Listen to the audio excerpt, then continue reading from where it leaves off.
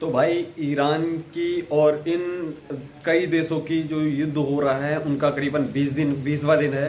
और इस युद्ध के दौरान कल रात की बहुत बड़ी घटना है, आगे इस वीडियो में देखिए। तारीख याद रख लीजिए क्योंकि मिडिल ईस्ट का इतिहास बदलने वाला है। अमेरिका, इजराइल और ईरान के बीच छिड़ी इस जंग का आज 20वां दिन है, लेकिन कल जो हुआ उसने पूरी दुनिया के होश उड़ा दिए। ईरान की मिसाइलों ने कतर के सबसे बड़े गैस प्लांट रास लफान को निशाना बनाया। वो प्लांट जो पूरी दुनिया की एनर्जी सप्लाई की लाइफलाइन है। इस एक हमले ने खाड़ी के देशों की नींद उड़ाकर रख दी है। और आज सुबह जब दुनिया जागी तो नजारा बदला हुआ था। 12 मुस्लिम देश एक साथ एक मेज पर आए और उनका गुस्सा अब 7वें आसमान पर है। सऊदी अरब की राजधानी रियाद आज गवाह बनी एक ऐतिहासिक एकजुटता की। कतर पर हुए हमले के तुरंत बाद एक इमरजेंसी बैठक बुलाई गई। इस बैठक में सऊदी अरब, कतर और यूएई समेत 12 ताकतवर मुस्लिम देशों ने शिरकत की। इन 12 देशों ने एक सुर में ईरान को चेतावनी दी कि बस बहुत हुआ, अब ये हमले तुरंत रुकने चाहिए। हैरानी की बात यह है कि ये देश अब तक संयम बनाए हुए थे, लेकिन रास लफान पर हमले ने रेड लाइन क्रॉस कर दी है। इन देशों का आरोप है कि ईरान अब सिर्फ सैन्य ठिकानों को नहीं बल्कि रिहायशी इलाकों और आर्थिक रीढ़ को तोड़ रहा है। मासूमों के घरों पर गिरती मिसाइलें और धू धू कर जलते गैस प्लांट। मुस्लिम जगत अब इसे बर्दाश्त करने के मूड में बिल्कुल नहीं है। लेकिन सबसे तीखा और सबसे खतरनाक बयान आया है सऊदी अरब की तरफ से। सऊदी के विदेश मंत्री फैजल बिन फरहान अल सऊद ने बिना लाग लपेट के ईरान को सीधा संदेश भेजा है। उन्होंने कहा, ईरान हमारे सब्र का इम्तिहान न ले। हमारे पास वो ताकत है कि हम ईरान के हर हमले का मुंह तोड़ जवाब दे सके। And I think that's the clearest signal of how Iran feels about diplomacy.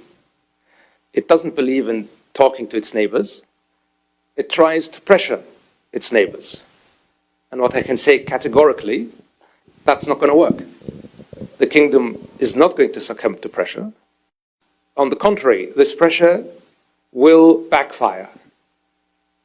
Will backfire politically, will backfire, I believe, morally, and certainly, as we have stated quite clearly, we have reserved the right to take military actions if deemed necessary. And if the time comes, the leadership of the kingdom will take the necessary decision. Saudi अरब का ये बयान मामूली नहीं है। Riyadh का मानना है कि कतर पर हुआ ये हमला कोई इत्तेफाक नहीं बल्कि एक सोची समझी साजिश और प्री प्लान्ड अटैक था। सऊदी ने साफ कर दिया है कि अगर ईरान की हिमाकत जारी रही तो खाड़ी के देश सिर्फ दर्शक बनकर नहीं बैठेंगे। उनके पास जवाब देने के लिए पर्याप्त सैन्य शक्ति और संसाधन मौजूद हैं। अब सवाल ये है कि आखिर ईरान ने रास लफान को ही क्यों चुना, क्योंकि ये सिर्फ कतर का नहीं बल्कि दुनिया का सबसे बड़ा LNG एक्सपोर्ट सेंटर है। इस पर हमले का मतलब है दुनिया भर में गैस की किल्लत और मंदी को दावत देना। 20 दिनों से चल रही ये जंग अब इजराइल और ईरान की सरहद से निकलकर पूरे मिडिल ईस्ट को अपनी चपेट में ले चुकी है। 12 मुस्लिम देशों की नाराजगी इस बात का संकेत है कि अब ईरान अलग थलग पड़ सकता है। अगर सऊदी अरब और उसके सहयोगी इस जंग में सीधे कूदते हैं तो ये युद्ध तीसरे विश्व युद्ध की तरफ मुड़ सकता है। जंग के 20वें दिन हालात काबू से बाहर हो चुके हैं। ईरान के इंटेलिजेंस चीफ इस्माइल खतीब और Supreme National Security Council secretary Ali Larijani को मार गिराने से तेहरान बौखला गया है। वो लगातार खाड़ी मुल्कों में हमला कर रहा है। वहीं अमेरिकी राष्ट्रपति डोनाल्ड ट्रंप ने एक बार फिर से कह दिया है कि ईरान को बिना किसी शर्त के हार माननी होगी वरना कोई बातचीत नहीं होगी। उन्होंने कहा कि इस जंग का मकसद ईरान की नौसेना, परमाणु ठिकाने और आतंकी नेटवर्क को पूरी तरह खत्म करना है। दूसरी ओर इजराइल की ओर से ईरान पर हमला जारी है। ईरान की साउथ पार्स गैस फील्ड समेत 200 से ज्यादा ठिकानों पर हमले किए गए हैं। लेबनान में हिजबुल्लाह के इलाकों में भी बफर जोन बनाया जा रहा है। कुवैत और सऊदी अरब में भी तेज धमाके सुनाई दिए हैं। फिलहाल एक तरफ ईरान के तेवर ढीले नहीं हो रहे तो दूसरी तरफ 12 देशों की एकजुटता ने नया मोर्चा खोल दिया है। क्या सऊदी की ये चेतावनी ईरान को पीछे हटने पर मजबूर करेगी या फिर मिडिल ईस्ट की धरती एक ऐसी तबाही देखेगी जिसे सदियों तक भुलाया नहीं जा सकेगा। पूरी दुनिया की नजरें अब ईरान के अगले कदम पर टिकी है। वीडियो को शेयर कीजिए और जुड़े रहिए हेडलाइंस इंडिया के साथ। तो दोस्तों, अब इसी तरह की एक दूसरी भी न्यूज़ है कि अगर ये युद्ध लगातार चलता रहा और ये थमने का नाम नहीं ले रहा और ना ही थमा तो भाई बहुत ही बड़ा नुकसान है। और एक चीज़ और भी है, अगर ये 4 दिन और भी चला तो इतना भारी नुकसान चुकाना पड़ सकता है सभी को। इन कंट्रियों में युद्ध हो रहा है और दूसरे भी इनके साथ पिस रहे हैं। आगे इस वीडियो में देखिए क्या क्या होता है। अगर ट्रंप ऐसे ही युद्ध बिना मतलब के खींचते रहे तो फिर दुनिया में हाहाकार मच जाएगा, क्योंकि बात सिर्फ तेल और गैस की नहीं है। अगर आप ओवरऑल दुनिया के हालात देखेंगे तो खाड़ी देशों से आने वाले फर्टिलाइजर की कमी की वजह से फूड क्राइसिस को खतरा है। 4.5 करोड़ लोगों के भुखमरी की चपेट में आने का खतरा है। कई एक्सपर्ट यह दावा कर रहे हैं कि अगर युद्ध 10 दिन और चल गया ना तो ग्लोबल रिसेशन आने का डर है, मंदी आ जाएगी दुनिया में। जब यह युद्ध शुरू हुआ तब से ग्लोबल स्टॉक 4.5% गिर चुके हैं। वर्ल्ड जीडीपी को 4 से 5% का झटका लगने का खतरा है। दुनिया भर में ऑयल और गैस के दाम बढ़ रहे हैं। युद्ध का इंपैक्ट ऐसा पड़ रहा है कि ईरान के कल के अटैक के बाद यूरोप में गैस की कीमत 35% बढ़ चुकी है। खाड़ी देशों से दुनिया को सिर्फ ऑयल और तेल ही नहीं मिलता, बल्कि फर्टिलाइजर यानी खाद की भी सप्लाई होती है। इसलिए आने वाले दिनों में फूड क्राइसिस के बढ़ने की चिंता है।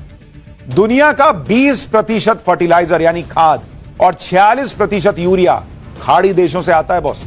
अगर हॉर्मुज स्ट्रेट बंद ही रहा तो दुनिया के कुल खाद व्यापार का 1/3 हिस्सा बाधित हो सकता है। नाइट्रोजन खाद की कीमत दोगुनी हो सकती है और फॉस्फेट खाद की कीमत करीब 50% बढ़ सकती है दुनिया भर में। एशिया के देश खाड़ी के फर्टिलाइजर पर सबसे ज्यादा निर्भर है। 35% यूरिया, 53% सल्फर और 64% अमोनिया एशिया को जाता है। भारत खास तौर पर खाड़ी देशों पर निर्भर है। भारत अपना 40% से ज्यादा यूरिया और फॉस्फेट खाद यहीं से मंगाता है। खाड़ी का फर्टिलाइजर सबसे ज्यादा भारत, ब्राजील और चीन लेते हैं। ये तीनों ही देश दुनिया के सबसे बड़े खाद्यान्न उत्पादक भी हैं। यानी बात सिर्फ भारत के लिए कोई चिंता की बात है ऐसी नहीं है, पूरी दुनिया के लिए चिंता की बात है। एक साथ दुनिया पर कई संकट आ रहे हैं। Energy crisis, fertiliser crisis, food supply chain crisis, और इन सब से दुनिया को निपटना है। इसलिए लोग यही मना रहे हैं कि भाई किसी तरह यह युद्ध खत्म हो जाए, क्योंकि इतने सारे क्राइसिस नहीं होते तो लोग कहते कि जाओ डोनाल्ड ट्रंप तुम उधर कोने में लड़ते रहो, हमको फर्क नहीं पड़ता।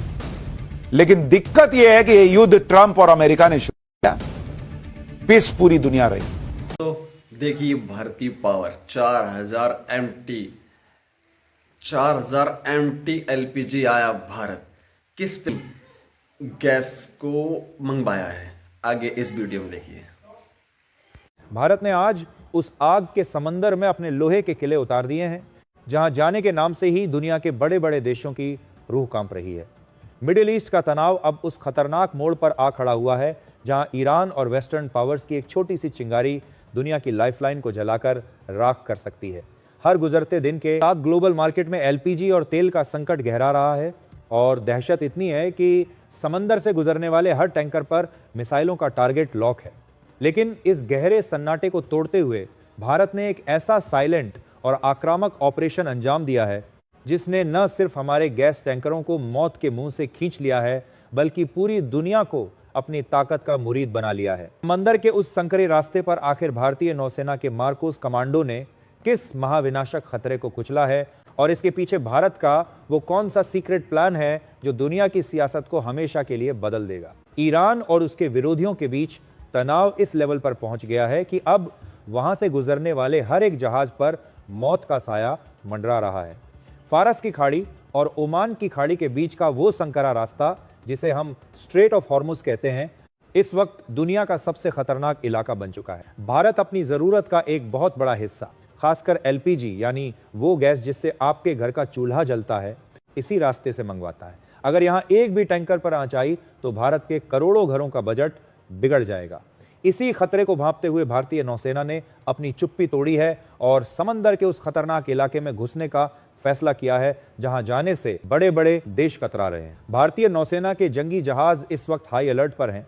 INS कोलकाता क्लास के डिस्ट्रॉयर्स और तलवार क्लास के फ्रिगेट्स को फारस की खाड़ी के एकदम करीब तैनात कर दिया गया है। ये जहाज सिर्फ वहां खड़े नहीं हैं, बल्कि ये साये की तरह भारत के उन गैस टैंकरों की हिफाजत कर रहे हैं जो ईरान के बगल से गुजरकर भारत आ रहे हैं। चीन के जासूसी जहाज भी इस वक्त हैरान हैं कि भारत ने इतनी जल्दी और इतनी मजबूती से इस पूरे रूट को अपने कब्जे में कैसे ले लिया। भारत ने साफ कर दिया है कि समंदर में हमारे व्यापारिक जहाजों को छूना तो दूर, उनकी तरफ गलत नजर डालना भी भारी पड़ेगा। फारस की खाड़ी में इस वक्त जो तनाव है उसने पूरी दुनिया की सप्लाई चेन को हिलाकर रख दिया है। ब्रिटेन के पूर्व प्रधानमंत्री ऋषि सुनक ने इस चिंताजनक स्थिति को इस दशक का चौथा सबसे बड़ा सप्लाई शॉक बताया है। पहला शॉक कोविड था, दूसरा रूस यूक्रेन युद्ध और तीसरा चीन द्वारा रेयर अर्थ खनिजों के निर्यात पर लगाया गया प्रतिबंध था।